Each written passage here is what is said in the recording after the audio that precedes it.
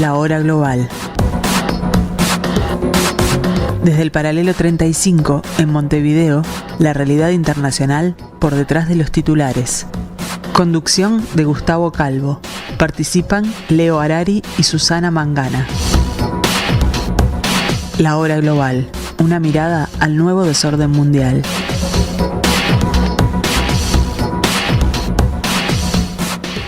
Muy buenas tardes, amigos, bienvenidos al 1170M de vuestro dial.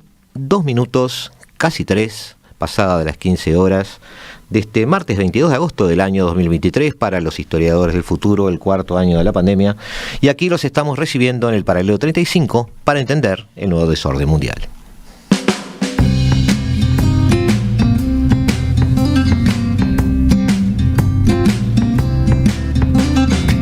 Y aquí en estudios de Radio Mundo intentamos, como decimos muchas veces, eso del desorden mundial, pero más que nada intentamos darle una especie de comprensión a la gente que nos escucha humildemente sobre esta especie de caos en la que estamos cayendo. Caos que tiene entre sus características la presencia de una guerra, una guerra más de las tantas que hay, pero además la presencia de una cierta confusión y desorientación de los líderes de los países, y lo que es peor, una confusión y desorientación de los líderes de las potencias que en algún momento marcaron el destino del planeta y que hoy no dan señales de guiarnos por un camino correcto. Incluso a los que no les molesta ser guiados, eso es deseable, porque el caos siempre es peor que cualquier otra cosa. Le agregamos hoy a esa guerra enfrentamientos comerciales, le agregamos hoy a esa guerra elecciones, actos eleccionarios, tanto en Europa, que vamos a dar alguna listita el jueves que viene, como en Sudamérica, como en Asia, que empiezan a jugar esa especie de péndulo peligroso donde los países no encuentran un camino más o menos estable, como para encontrar una estrategia de futuro. En nuestro caso hoy vamos a tratar de encontrarnos con Valeria Bonomi, que ya estuvo con nosotros, licenciada en Ciencia Política, y tratar de entender algo de otro paisito. Nos gusta la palabra aquí en Sudamérica para referirnos al nuestro, pero un país que está cerca nuestro. Habíamos pensado en trabajar esto en base a mapas y algún otro tipo de gráfico, pero me parece mucho más positivo hablar de los conceptos, manejarnos en el entendimiento de este país, más bien de su historia, de la construcción de su sistema político, de su realidad que nos atañe, nos influye. Y bienvenida, Valeria. No dije todavía el nombre, pero vamos a hablar de Paraguay. Muchas gracias. ¿Es así? Es así, vamos a hablar de Paraguay. Muy bien. Vamos a explorar un país que a menudo pasa desapercibido en el mapa de América del Sur. Tiene mucho que ofrecer, sin duda. Es un lugar, si uno fuera un guía turístico, diría un lugar donde una naturaleza exuberante se une con una rica herencia cultural para crear un destino único y fascinante. ¿Te gustó? Preciosa definición. Está ubicado en el corazón de Sudamérica. Me noté estas frases porque me impactaron en su momento. Paraguay es conocido por su posición geográfica estratégica, compartiendo fronteras con Brasil, Argentina y Bolivia. A pesar de su tamaño modesto, se destaca por su ambiente relajado, su gente amigable y una herencia cultural rica y variada. Pero, además de todo esto, Paraguay es muchas más cosas que las que tenemos que empezar a ver hoy. Paraguay es un socio comercial importante, no socio directo, pero sí un socio comercial, digamos que un cohabitante de un club en el cual nosotros nos sentimos incómodos últimamente, que es el Mercosur. Paraguay, desde el punto de vista político y geopolítico, juega un papel en Sudamérica. Eso es así. Paraguay, además, al contrario de muchos de los países de la región, sobre todo en estos últimos 2 o 3 años, muestra un comportamiento diferente desde el punto de vista de su estabilidad política, que también marca un cierto perfil. Y Paraguay, además, tiene que ver con nuestro futuro y tiene que ver con cualquier discusión que se quiera hacer sobre la instalación de infraestructura en el cono sur, sobre cualquier lucubración o investigación que se quiera hacer sobre posibles vías nuevas de comercio, cualquier estrategia comercial, geopolítica, política, geográfica, cualquiera de las cosas que se quieran analizar para tratar de hacer un Mercosur más moderno, más viable o más integrado, pasa sí o sí por dos países que son Paraguay y Bolivia. Paraguay es uno de ellos. No sé por dónde querés empezar, Valeria, quizás por la historia, algo de la historia que nos pueda incidir en nuestra visión de este país. Tiene sus raíces en pueblos indígenas, eso ya lo sabemos, digamos, una mixtura con europeos bastante amigable en algunos periodos de su historia, no tanto en otras. La búsqueda de la independencia marcó extrañamente para muchos un país que rápidamente logró una especie de autonomía y autogestión política que lo diferenciaban de los demás países. Quizás eso fue lo que lo condenó a algo que fue bisagra en su historia. ¿Es así? La guerra de la Triple Alianza. Exacto, sí, eso es un gran parteaguas en la historia de Paraguay. Igual mientras que hablabas, me voy, ya empiezo yéndome por las ramas, no, para nada. Estaba pensando en realidad en que Paraguay es un país bilingüe. No sé por qué me vino eso a la cabeza, ¿no? Como la diversidad cultural y la fuerte influencia de las tradiciones guaraníes, ¿no? O sea, en cualquier discurso político en Paraguay escuchás términos en guaraní. Y eso me parece maravilloso desde la ignorancia, desde acá que no estamos acostumbrados, ¿no? Pero bueno, volviendo al punto complejo, que si bien la diversidad cultural lo es, nada, la guerra de la Triple Alianza es un gran parteaguas de la historia del Paraguay y es un hito que sin dudas hasta el día de hoy tiene consecuencias. Decíamos que su pecado fue un poco que le iba bien. No sé si fue una condena por eso o bueno, las cuestiones geopolíticas del momento y bueno, cómo se resolvían los conflictos, ¿no? Pero salió muy mal parado Paraguay. Sí, prácticamente toda su población masculina fue eliminada, digamos. Sí, y las infraestructuras de producción, casi todas. También muchos niños fallecieron en la guerra. De hecho, la semana pasada en Paraguay se celebró el Día del Niño, que el Día del Niño en Paraguay es el 16 de agosto, me lo anoté por algún lado, en homenaje a la batalla de Acostañú. En Acostañú mandaron niños a pelear porque ya no tenían adultos prácticamente. Claro. Hacían frente de guerra con infancias para detener a los ejércitos enemigos. Y murieron 3.500 niños solo en esa batalla. Ajá. Es terrible la historia de la guerra de la Triple Alianza y en particular de esa batalla. A partir de allí, a partir de esa guerra, el papel geopolítico de Paraguay fue de cierta sumisión al juego de Argentina y Brasil, ¿no? Exacto, queda endeudado con Brasil, le cede territorio tanto a Brasil como a Argentina, queda en una posición sumamente vulnerable. Ya. Más con Brasil que con Argentina, o más con Argentina con Brasil, la afinidad se le suele asimilar más afinidad con Brasil, no sé si están así. Tengo entendido que sí, no lo tengo profundamente estudiado. Ah, uh-huh. Pero económicamente sí hay una relación. Sí. También Paraguay maneja desde el punto de vista de actividades de tránsito, digamos, un peligroso perfil, es decir, es mencionado como lugar de paso, sobre todo en la triple frontera, de una serie de actividades ilícitas que terminan salpicando a los países vecinos.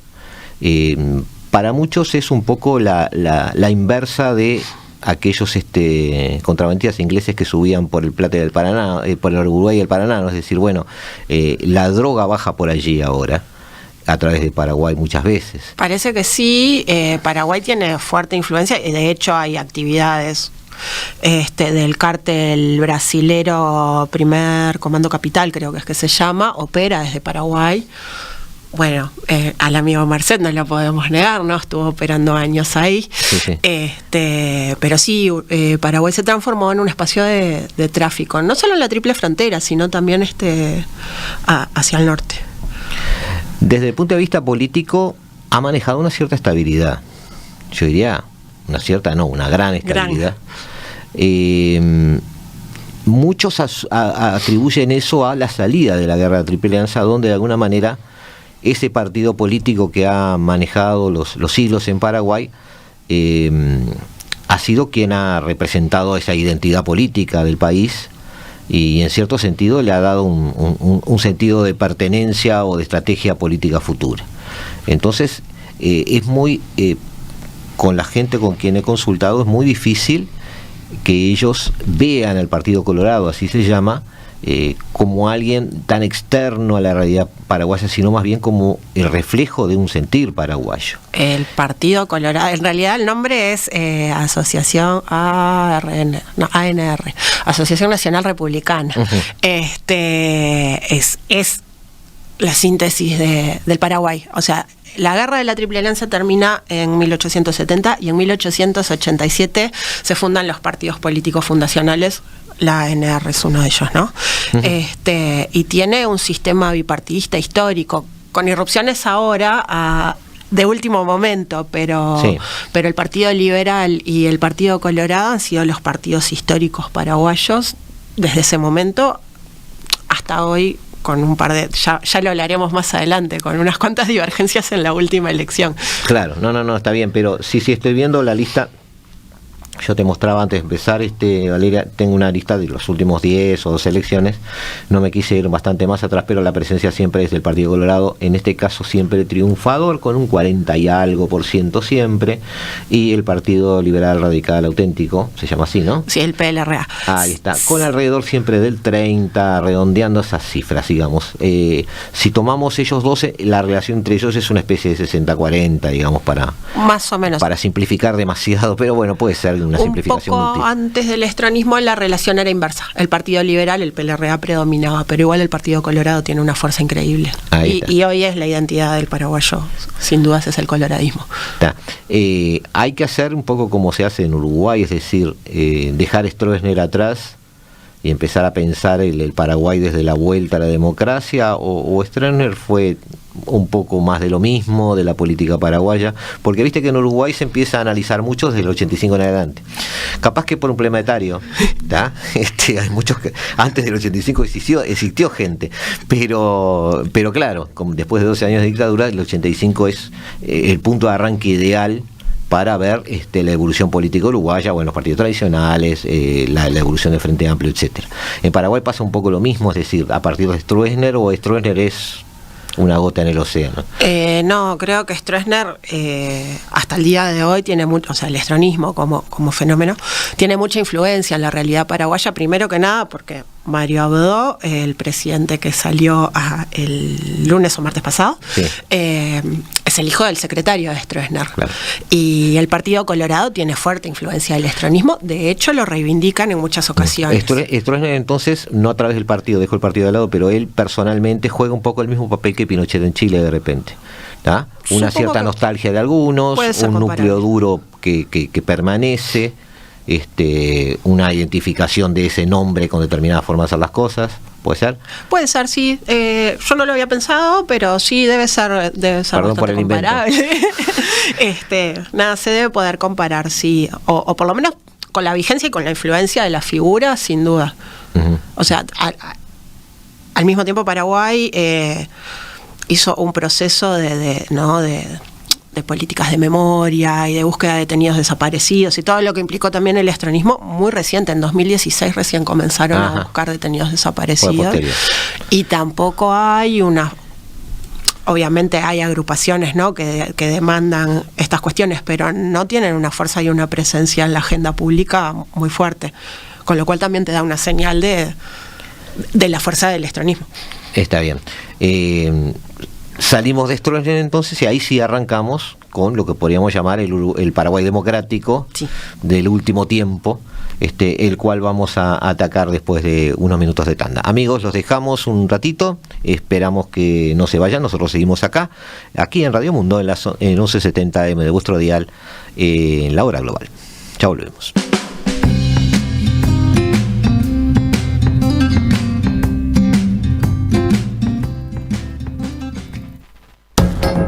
Estás escuchando La Hora Global, una mirada al nuevo desorden mundial.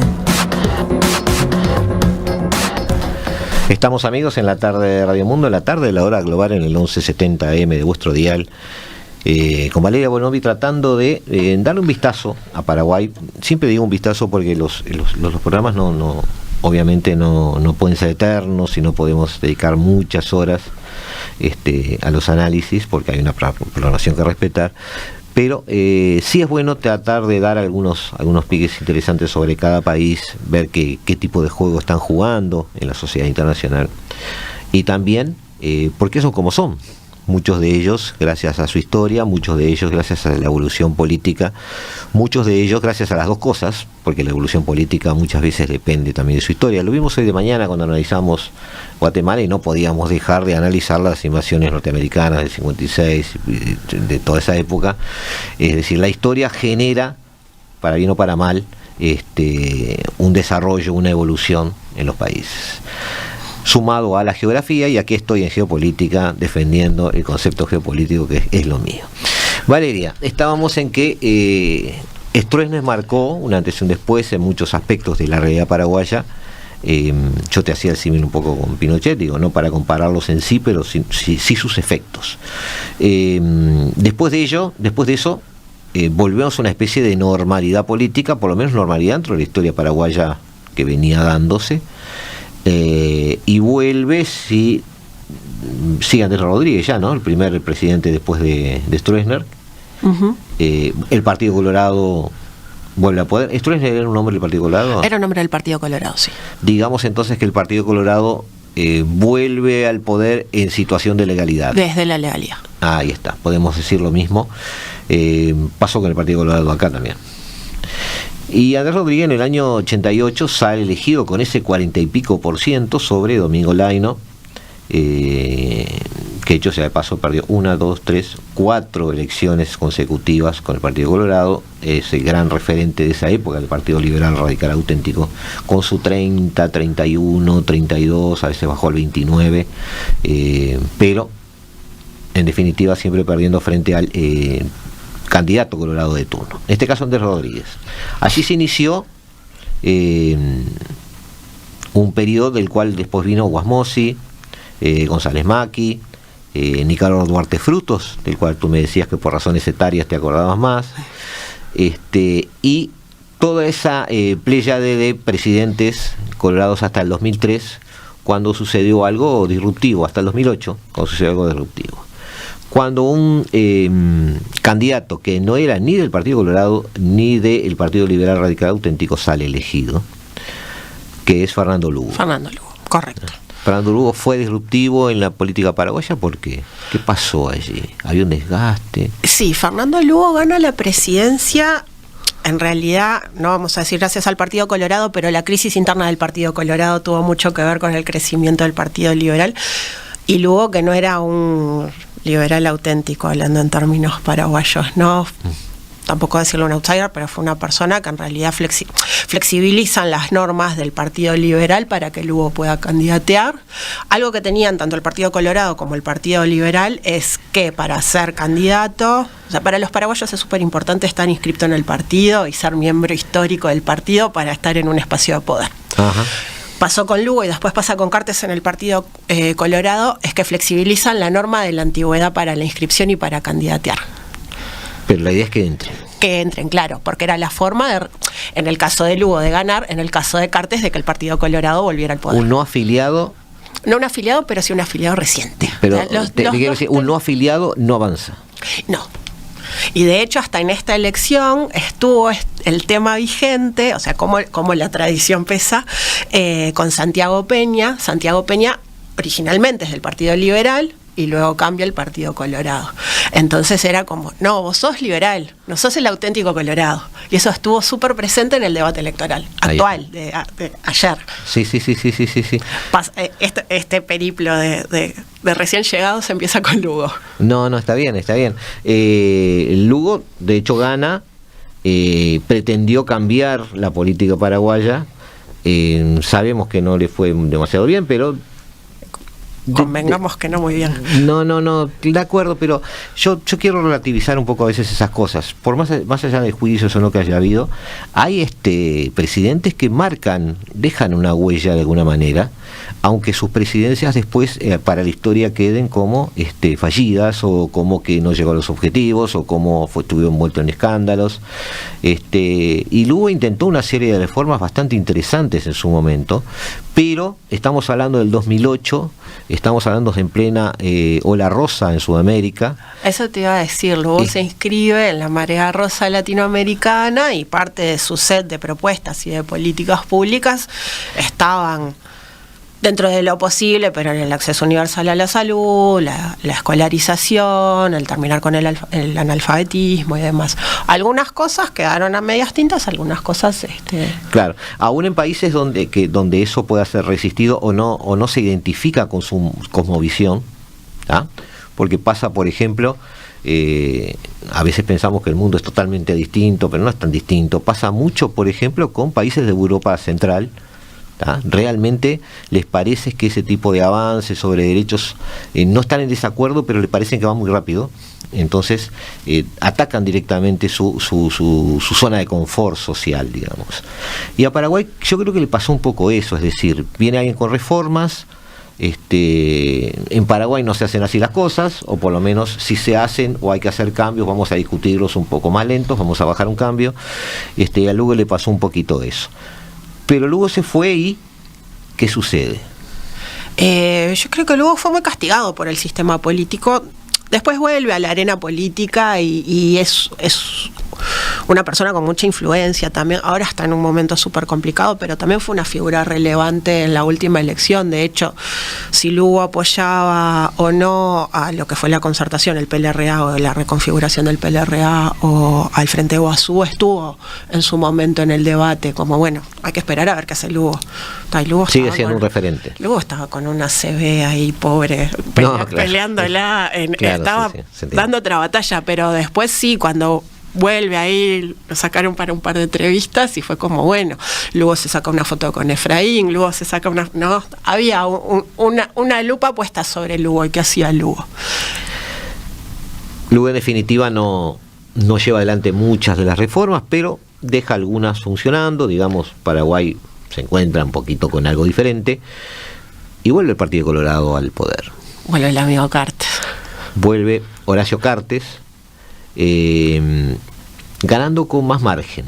O sea, ya no estamos hablando de un 40-41, él estuvo en un 47%, y el Partido Liberal Auténtico, que manejaba esa media que yo digo de 30, 31, 32, y terminó siendo un 26 en esa elección. Es decir, la elección fue una especie de rebote del Partido Colorado, o fue una especie de rechazo de lo que vieron con Lugo, pero de hecho Horacio Cartes se encaramó en el poder.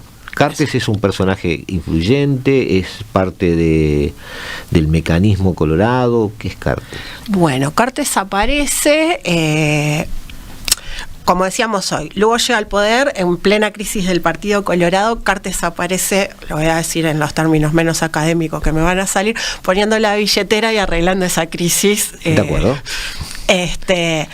No era un outsider, pero podríamos decirle que sí, porque también flexibiliza la norma de inscripción en el Partido Colorado. Cartes es un tipo del mundo empresarial, debe ser dueño de medio Paraguay o un poco más. Su negocio fuerte son los cigarrillos, su lado B es el contrabando de cigarrillos, pero también tiene banca, es un tipo con mucha fuerza, mucho poder.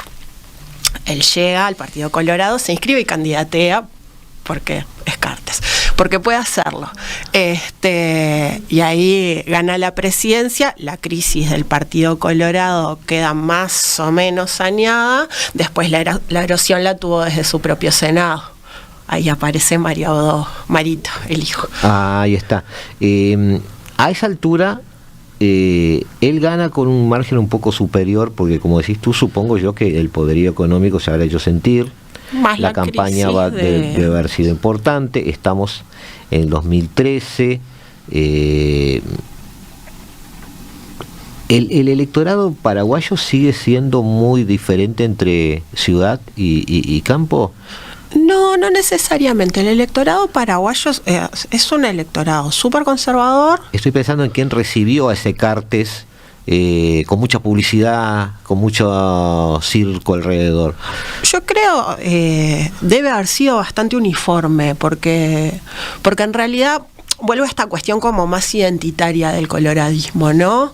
Era el tipo que les devolvía la fuerza. Claro. Entonces desde ahí creo que ganó un montón de terreno. Pero no podemos diferenciar eso de urbano y rural desde el punto de vista electoral, por lo menos. No, probablemente algún sesgo sí hay, pero no creo que haya sido como el clivaje campo-ciudad si lo trasladamos hacia acá. ¿Y el clivaje izquierda-derecha? Bueno, hablar de izquierda en Paraguay... Por eso lo pregunto. Puede no haber una izquierda. Hay una izquierda muy débil. Durante 30 años de peronismo en Argentina no hubo izquierda. Hay izquierda hoy representada por el Frente Guazú. El experimento de la concertación nacional creo que fue una cuestión de centroizquierda o con intenciones de correrse. El Frente Guazú fue el que llevó a Lugo al poder, ¿no? Exacto, sí, es el partido original de Lugo. Es lo más cercano a la izquierda, pero igual come moles, ¿no? O sea, no podemos pensar... Vuelvo a traer la cuestión a términos locales, ¿no? En un frente amplio y hacer un paralelo con el Frente Guazú, no son la misma cosa. Uh-huh. Y hoy en día no tienen ningún peso. Sigue siendo entonces Paraguay, volvemos a la Cartes, mayoritariamente un país que puede, digamos, manejar valores de derecha, para lo que conoce, para ese tipo de estereotipo que manejamos nosotros. Yo no creo mucho en eso, pero la verdad que existe. Volvemos a las escalas. Sí, volvemos a las escalas. Lamentablemente volvemos a las escalas. Digamos, para... Conservador me gusta más, sí, tenés razón. ¿Cartes hace una mala presidencia o pasa por allí? Cartes hace una gestión que después, sigue en realidad marcada por, no necesariamente Cartes por la corrupción, pero sí la política en Paraguay es prebendaria, entonces, uh-huh. Y parte del sistema de partidos y de la institucionalización del sistema de partidos tiene que ver con esa política prebendaria. Entonces, si vos sos parte del Partido Colorado, vas a tener un cargo y un poco se maneja así, entonces es muy difícil separar la institucionalidad partidaria del Estado, uh-huh. y de las propiedades públicas, y se entra como a mezclar un poco todo. Podemos decir que se queda un poco en el tiempo Paraguay, porque todos los países de Sudamérica han hecho eso y han pasado por esa etapa.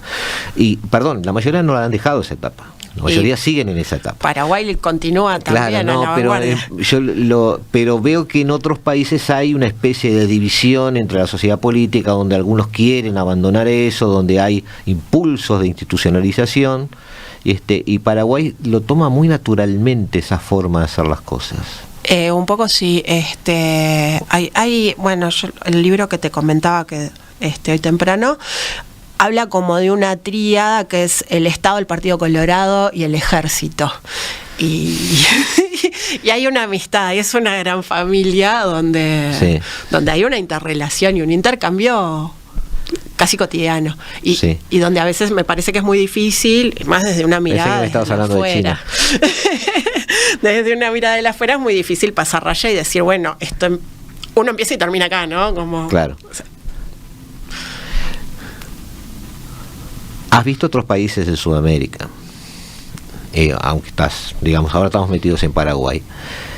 Esa tríada también está presente en otros países. Y estuvo en el pasado también.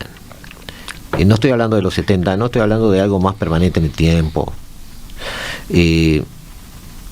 Desde tus estudios de ciencia política, no te voy a pedir meter la pólvora, no te preocupes.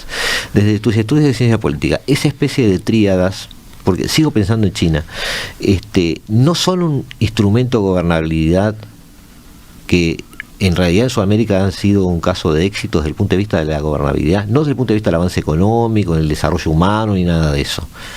Pero ¿no ha sido eso un poco el puntal de mantenimiento de cierta institucionalidad en Latinoamérica? Bueno, ¿o estoy muy errado? ¿Puedes decirme que estoy errado? Mira que este programa es un ida y vuelta y puedes decirme, no, Gustavo, metiste la pata. En realidad va por este otro lado. Y habría que pensar qué instituciones y qué calidad de democracia. No de calidad, hablo de objetivos. Pero si es una...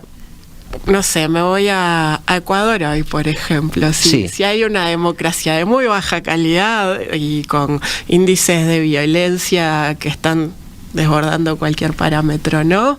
Sí. Estamos pensando que es exitoso. O sea, ¿qué consideramos éxito? Sería mi pregunta.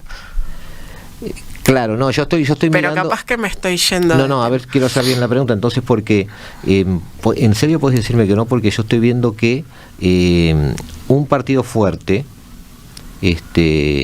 acuerdos con el ejército o las Fuerzas Armadas, ¿tá? Y cierto control social ha permitido que muchos gobiernos duren mucho en Latinoamérica, y eso le ha dado gobernabilidad a otro. Entonces, no es que yo lo desee, es que me parece que eso es tentador para quienes quieran tener algún grado de control sobre sus sociedades. Es peligroso en ese sentido. Ahora sí. Entonces, me parece que hay demasiados casos de éxito, no en el sentido de que sea algo bueno, sino en el sentido de que han logrado objetivos. Demasiados casos de éxito en la historia de Sudamérica, de esa especie de tríada, que parece ser un camino hacia que las cosas funcionen como ellos quieren. A China, sigo insistiendo, le dio resultados durante 80 años quizás, manejar una tríada asumida y naturalizada, es decir, las personas se afilian al partido y así van a llegar, si no, no van a llegar, o al ejército, o funcionarios del gobierno. Y de allí no sale. Y si lo pensamos en términos de perpetuarse, de perpetuidad, seguramente sí sea exitoso. El tema es a qué costo, a niveles sociales, ¿no? Costo social. Y Paraguay paga ese costo social. Paraguay tiene altas tasas de analfabetismo, tiene un sistema de salud pública que es totalmente endeble, no es universal. Pretende ser universal, pero de hecho no es para nada bueno. No ha sabido incorporar la diversidad cultural de la que hablamos hoy, más allá de ser bilingües y qué lindo, ¿no? Pero todavía hay culturas que están totalmente subyugadas, y hay fuertes índices de represión y de violencia y de criminalidad. Entonces es como, bueno, sí, seguramente para Cartes su gestión fue la mejor, pues se ha enriquecido, pero claro. y su círculo de confianza también. Pero el entorno tiene un costo muy alto para un montón de gente. Sí, pero no me contestes como si yo estuviera defendiendo un tema, no. Acordate que yo descubrí la geopolítica hace poco tiempo, me he vuelto fanáticamente realista, odio los idealistas, porque mi idea es ver cómo funcionan las cosas, y cómo funcionan las cosas explican un Bukele de repente. Es decir, yo hago esto y esto da resultados. Entonces, si nosotros tendemos a, como sociedad latinoamericana, si eso existe, no creo que exista, pero todos queremos que exista, como sociedad latinoamericana quizás tenemos que empezar a pensar, a reconocer que esas cosas funcionan y ver qué alternativas tenemos a eso que funcione, pero no desconocer la realidad. Entonces, en el sentido de Paraguay, lo que tú me contaste, es que lo que yo veo es que ellos llegaron a una fórmula que funciona. Y para el Partido Colorado, sin dudas, es la tercera elección, ¿no? Que ganan y que llega una fórmula que funciona y que tampoco tienen perspectivas de, pueden pasar mil cosas en este periodo, ¿no? Pero no hay perspectiva de que vayan a retroceder. Ahora en el otro bloque vamos a la perspectiva, pero hasta ahora, digamos, el tema es ese. Horacio Cartes hizo lo que se hizo siempre, entonces obtuvo el poder. Y luego pasó lo que pasará muchas veces, es decir, una vez en el poder, bueno, tu propio núcleo electoral, político, digamos, no electoral, político, empieza a encontrar divergencias y quizás generar un delfín o no, o un sucesor o un adversario dentro de tu propio grupo. Exacto. Y ahora sí vamos a lo que viene, o lo que estamos ahora, y a perspectivas que puede haber en ese sentido. Pero lo hacemos, amigos, después de unos minutos. Si nos siguen acompañando, esperamos que sí, obviamente, aquí en la hora global, 1170M de vuestro dial, aquí en la tarde de Radio Mundo, en los estudios de Radio Mundo.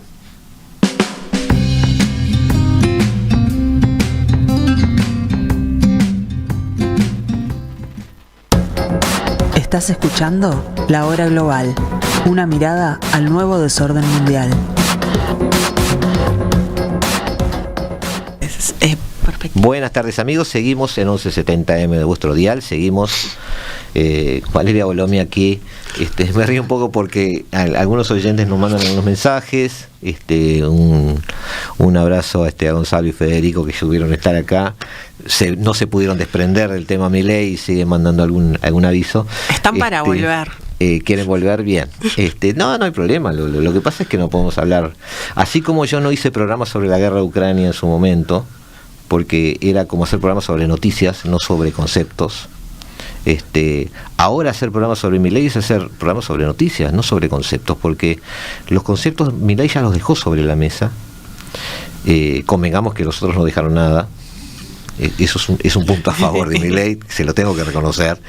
Él puso un programa entero allí sobre la mesa y con 76 ideas que están siendo discutidas por todo el planeta, porque no solo por Argentina. Hoy en día estamos pero del otro lado no vi ni media idea, aunque no dudo que tengan su valor político, las otras agrupaciones, todo bien. Pero ya está, es decir, ahora esas cosas se han analizado, muchas las encuentran viables, otras no. Y lo que hay que ver ahora es cómo evoluciona la figura de ellos en la mente y en los corazones de la gente, porque el argentino es pasional también cuando vota, y yo sigo pensando que una elección, no sé, a ver, estoy un poco a contramano de los analistas, yo no analizo encuestas. Una elección es un acto de confianza. Nadie lee los programas de sus candidatos y la gente sigue votando al hombre y muy pocas veces a los partidos. Y cuando votan a los partidos, la cosa renguea. O sea, siempre se busca un líder y ese líder representa a la gente. Y bueno, Milei tiene ese liderazgo. Cristina Kirchner sin duda lo tiene. El amigo Macri lo tuvo y lo sigue teniendo. La prueba está que cuando un candidato le mordió la mano, él hizo salir a la otra. Y me parece que no sumaría mucho hacer un programa ahora sobre eso, porque terminaremos el programa y 10 minutos después de terminarlo ya ahí va a haber conceptos nuevos. Pasó algo diferente. Claro, que tienen que ver con el resultado. Entonces tendremos que estar persiguiendo de atrás a las cosas. Pero estamos en Paraguay, donde el partido político... Volvemos a Paraguay. Ahí es importante. Donde el partido político en Paraguay sí es importante. Exacto. Y el tema del líder, aunque algunos de estos, Horacio Cartes ganó, destronó a Lugo, Abdo Benítez le hizo una revolución interna y ganó. Y ahora Santiago Peña hizo un poco lo mismo que Abdo Benítez, supongo yo. ¿Algunos de esos tres son líderes o son mecanismos dentro de un partido? Bueno, el líder indiscutido es Horacio Cartes. ¿Sí? Marito, ¿quién es Marito? Mario Abdo, pero es porque el padre también es Mario Abdo, entonces le quedó es Marito, claro. Sí. Su campaña fue Marito de la gente. Ajá. Es preciosa. Marito le hizo como la pequeña revolución interna al cartismo y lidera esa oposición adentro del Partido Colorado. Durante la gestión de Mario Abdo, el cartismo fue su principal opositor. Perdón, ¿Peña es cartista? Y Peña es el Delfín de Cartes. O sea que sigue habiendo dentro del Partido Colorado. Es un juego de toma y daca dentro del Partido Colorado. Y ahora la gran pregunta, ¿esos juegos dentro del Partido Colorado son juegos ideológicos? ¿Hay diferencias ideológicas entre ellas o simplemente es el acceso al poder? Hay matices ideológicos. Si me preguntas a mí, yo no veo grandes diferencias. Se podría decir que el sector liderado por Abdo es un poquito más moderado y el sector cartista es más conservador. Pero es un matiz, no hay fuertes diferencias. A Mario Abdo lo corrían un poco por izquierda, ¿no? Decían, como te fuiste como negociaba a veces su gobernabilidad con el PLRA. ¿Podemos usar la palabra progresista para Abdo? Y no.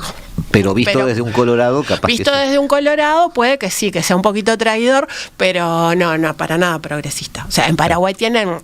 La discusión que tienen hoy en día, que empieza en el gobierno de Abdo, es en contra de la transformación educativa, que es un programa de reforma educativa donde aparece la enseñanza de la ESI, incluir la perspectiva de género en la educación. Esto viene con un paquete de préstamos de la Unión Europea. Todo con Abdo.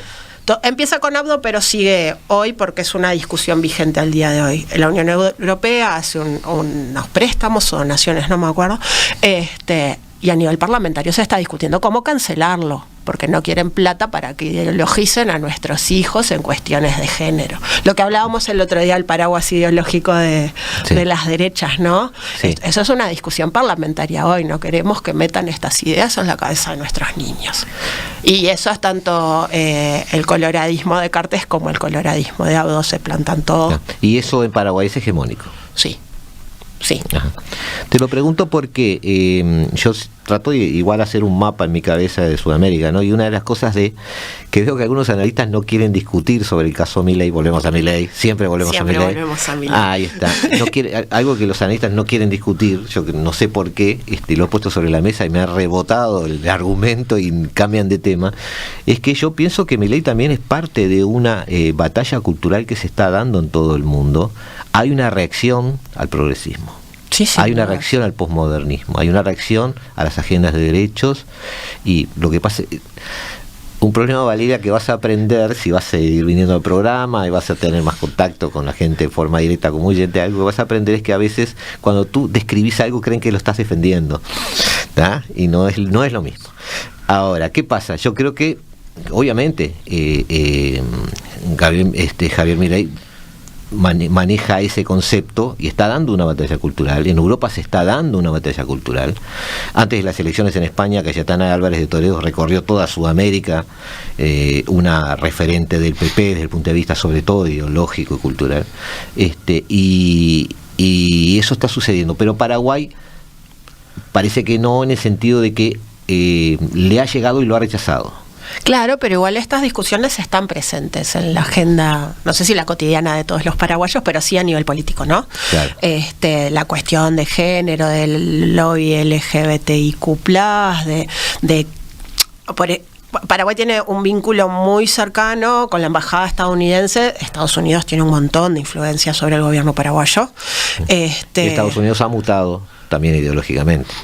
Y un gran problema que tuvieron en cierto momento es que el embajador estadounidense es declaradamente homosexual, y parte de la cuestión, tenían dos frentes de guerra, por decirlo de alguna manera, y contra el Marcos Phil era una que es gay, y la segunda, la soberanía. O sea, se ponían sobre la mesa dos cuestiones muy claras: el nacionalismo a ultranza y estar en contra de la agenda de derechos, de las diversidades y demás.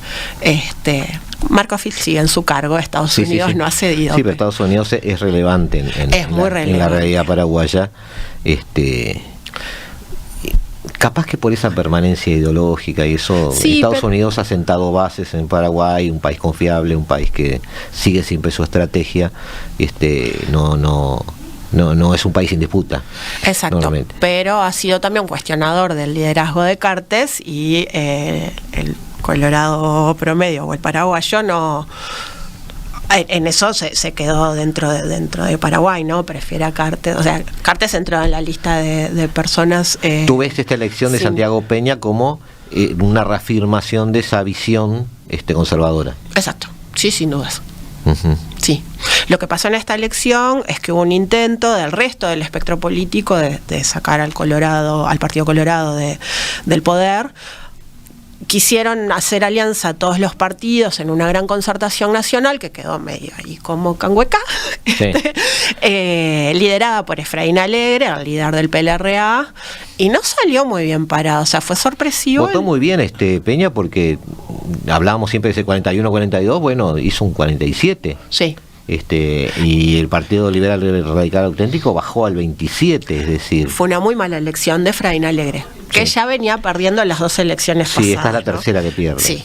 O sea, hoy en día el PLRA Domingo Laíno y Alegre son perdedores seriales ya.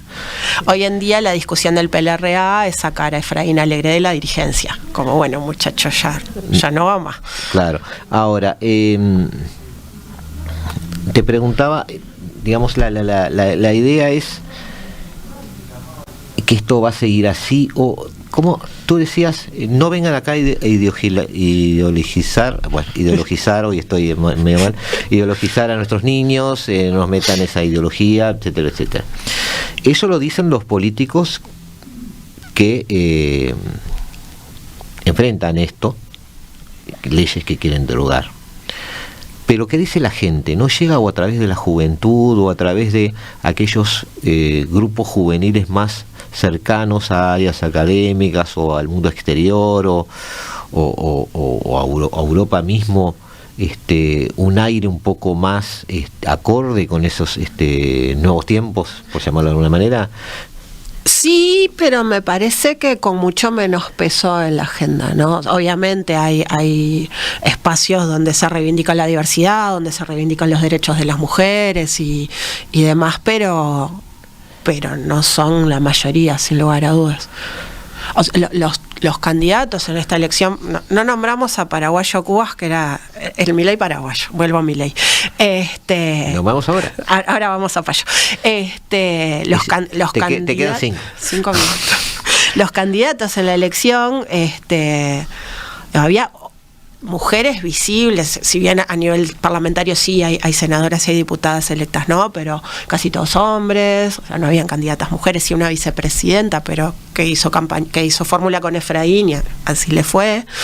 Uno de los debates dentro de la puja electoral era forzar a Soledad Núñez, la compañera de fórmula de Efraín Alegra, a definirse en estos temas, como según si apoyan o no la Agenda 2030, claro, personalizada ¿no? Lo peor que puede haber es como no podemos votar a esta señora. Y eso está instalado socialmente, sin dudas que hay otros espacios de debate. Me estás hablando de la vicepresidente de la compañera de fórmula de Efraín. De Efraín, o sea, no del Partido Colorado, sino del partido que supuestamente es menos conservador todavía, claro, que el Colorado. Pero hubo titubeos también a la hora de decir, bueno, ¿qué postura tomamos ante esto? Porque pesa electoralmente. Contra el Partido Colorado, que es mucho más conservador, sin duda. ¿Y cómo le fue a Cubas? Y a Cubas le fue sorprendentemente muy bien. Cubas es a lo Milei, el personaje que salió. No voy a decir outsider porque él ya había estado en el Congreso. Del Congreso lo echaron. Literal está el video donde lo sacan de los brazos y se lo llevan. No me acuerdo bien. Algún tema medio violento con otro parlamentario fue, no me acuerdo el motivo, ¿no? Uh-huh. Y él vuelve medio como de la noche a la mañana, candidatea por su partido, la Cruzada Nacional, que es y tuvo un 23%. Claro. Sin plataforma, sin equipo, paraguayo Cubas con un megáfono. Nada más de diferencia. Y era paraguayo en su motorhome con un megáfono recorriendo Paraguay y diciendo... Hay videos preciosos de la campaña de Payo. Mencionaste que es un país bilingüe. En realidad, oficialmente es el único bilingüe acá en Latinoamérica, te diría. No, me puede estar fallando un poco la memoria, pero creo que sí. ¿Hay un viaje de voto indígena y no indígena? ¿O es lo mismo? Seguramente los partidos, no sé si fundacionales o tradicionales, penetren en las culturas, ¿no? Pero habían agrupaciones indígenas, más bien las manifestaciones son por la tierra, ¿no? Claro, pero están dentro de los partidos, digamos, no forman no hay un bloque, o sea, hay político indigenista, sí, que concentre todo, como por ejemplo en Perú llegó a Castillo al poder. No, hay en el Frente Guazú sí se incorporan bastantes de sus reclamos, pero no está el partido indígena, no. Dijimos que Paraguay tiene la confianza de Estados Unidos, que no lo consideramos en realidad un país en disputa, y tan no es en disputa que no es uno de los países donde haya penetrado la oferta comercial china. Ellos no reconocen a China. Exactamente. Ellos siguen reconociendo a Taiwán. No es uno de esos países donde China sentó las bases y se convirtió en su principal socio comercial y construyó infraestructura. y ponen un brete un poco a los gobernantes de ese país en este momento de reconfiguración mundial. Ellos siguen anclados en la relación clásica con Taiwán. Con Taiwán. ¿tá? Con quien manejan obviamente temas tecnológicos. Exacto. ¿tá? Sí.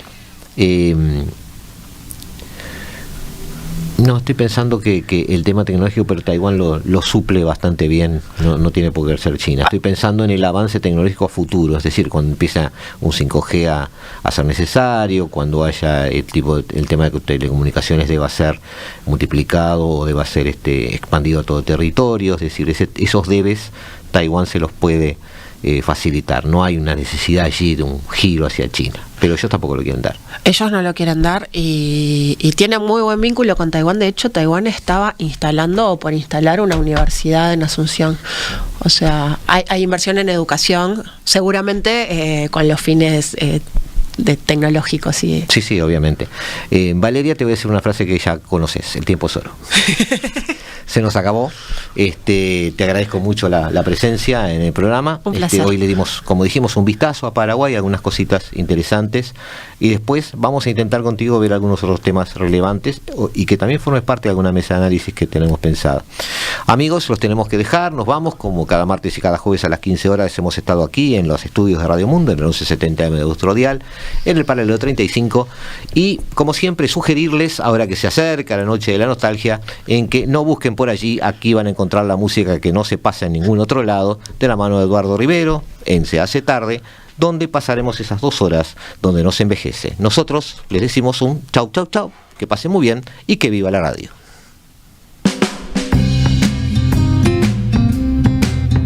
La Hora Global, martes y jueves a las 15 horas. Repite a las 21 horas.